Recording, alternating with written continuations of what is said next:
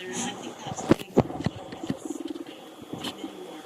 But I'm fascinated in this multiple personality thing, and you both have separately together. I want to know the difference between you, Viggo, playing an actor, playing two separate characters, as in everyone has a plan, everybody has a plan, and with you, Mr. Cronenberg, Dead Ringers.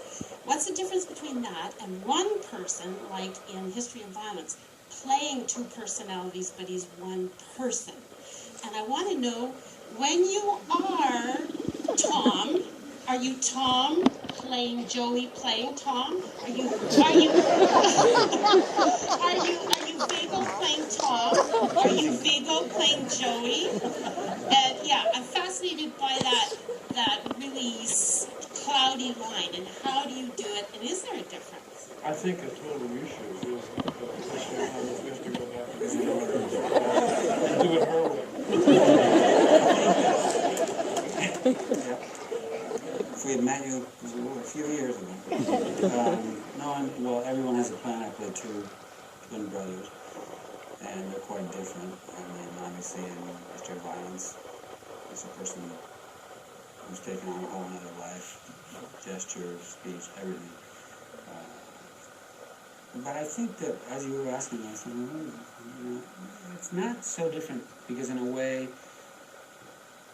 the one person is wanting to believe he's not like that other person, even if deep inside he knows he is. And the two brothers, they're doing the same thing. I'm not like that. And yet, the more you get to know each other, it's just like with parents. I'm not going to do that. I'm not going to be like my parents. I'm not going to be like that. When you get older, you end up being more and more like them. I think it's inevitable. Be careful what you hate, because you're going to probably resemble it gradually somehow. You know what I mean? So in that sense, but practically speaking, yeah, we're different. Like the scene that we saw from History of Violence, and there's moments that we discussed where you're gauging it. You're always both, but it's just like when I'm acting, I'm playing. I didn't go around say the set of asking people for an actress to do that, help someone or actually to call me by the character. Don't call me Viggo, call me Sigmund Freud, call me Joey. But you do. I mean, that's part of the make-believe part. That's the fun part. That's what kids do. You don't have to tell kids to be Superman. They are Superman. They know better than you what Superman is. They know better than you whatever they're playing. And as an actor, you're just continuing that in a more elaborate way, in a more nuanced way, hopefully.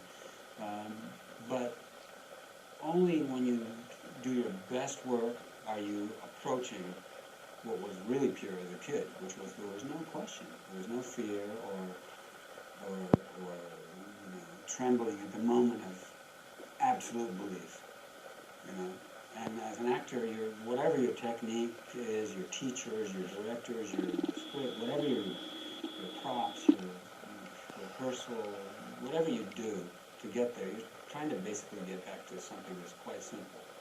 I am that person. There's no question about it. I don't even have to think about it. That's what you're trying to do. And I think that Tom, Joey, when Tom is being Tom, he really is Tom. That's what's complicated about it. It would have been boring if, I think, and we talked about that. Another approach would have been, okay, let's make a marked difference between them. And that would have been caricature, and it wouldn't have been as disturbing. You could have said as long as, oh yeah, I see him now. Rather than, the most interesting parts were when it was that mixture of both of them, or all three of them. And when I was playing the Argentine movie where there's two brothers, I played three different parts as well, because one brother dies, and then the other brother wants to take the other brother's place. And there's a third character that never succeeds. He can't really be his brother much as he tries, puts on his clothes, looks like him.